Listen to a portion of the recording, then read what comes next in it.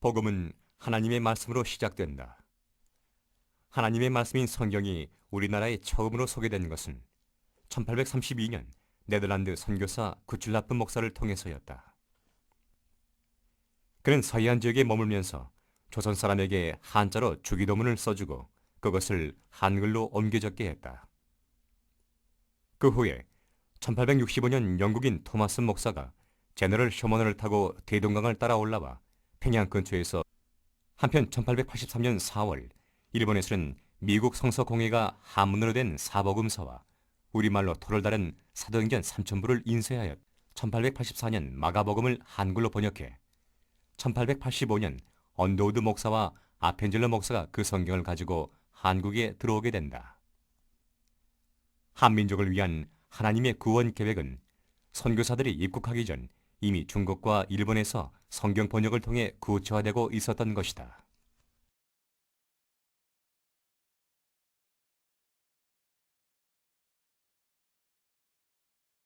남미교 선교사인 아펜젤러는 1885년 4월 5일 부활주일에 인천항에 도착하였다.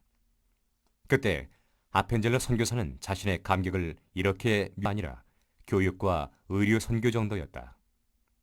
그러나 선교사들은 실망하지 않고 최선을 다했고 그 결과 1893년 1월 장로회 선교사 공의회가 조직될 만큼 날로 교세는 확장되었다.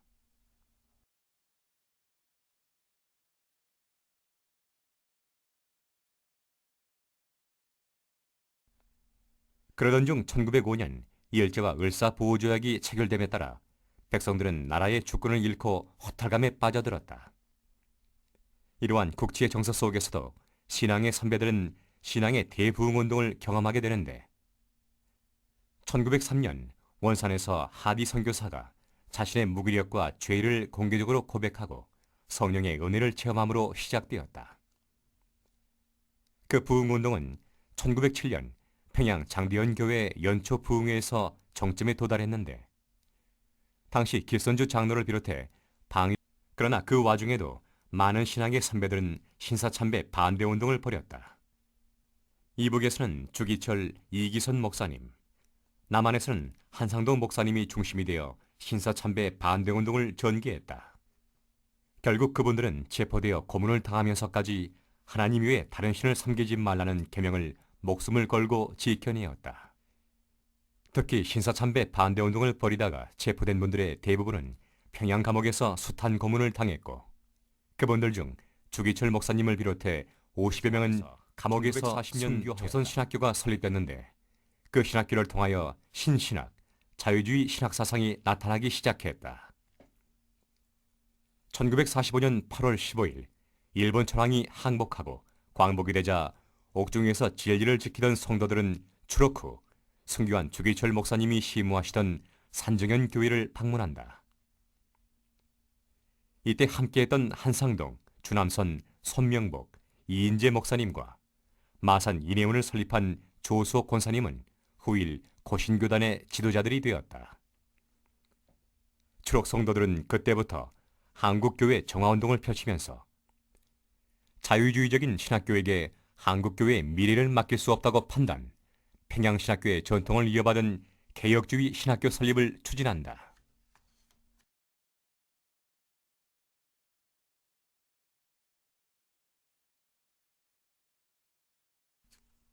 주남선 목사님과 한상동 목사님은 이미 옥중에서 신학교 설립을 구상하였다. 옥중에서 옥중에 갇혀있던 어른들이 암호로 신호를 해가지고 나가서 신학교를 세워야 되겠다. 그래서 후배 양성이 필요하다. 이것을 느꼈습니다. 그해 9월 20일 마침내 고려 신학교를 개교한다. 그는 평양신학교 교수였던 박형용 박사를 만주에서 모셔오게 된 그의 취임과 함께 손영한 목사가 고려 신학교의 총무로 봉사하게 된다.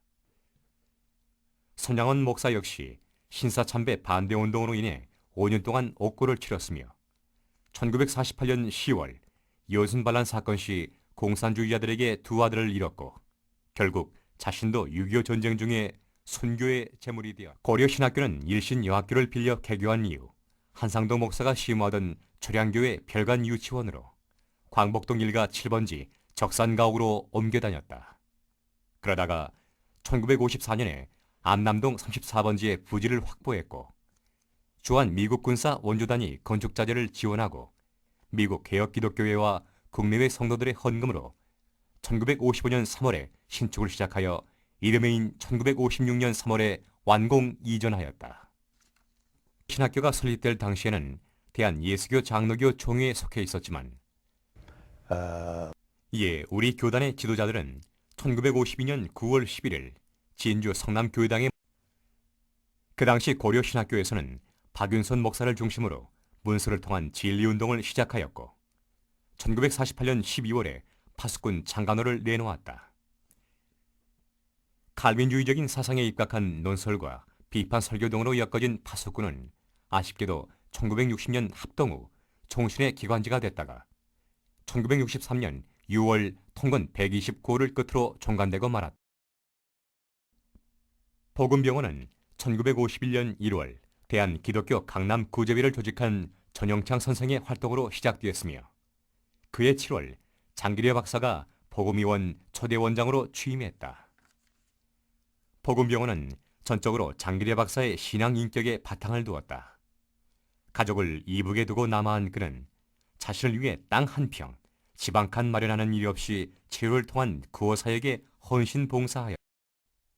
고려신학대학원 설립 60주년을 맞는 우리의 이념과 비전은 첫째, 진리를 위해서는 목숨까지도 바치는 순교정신과 저항정신이다.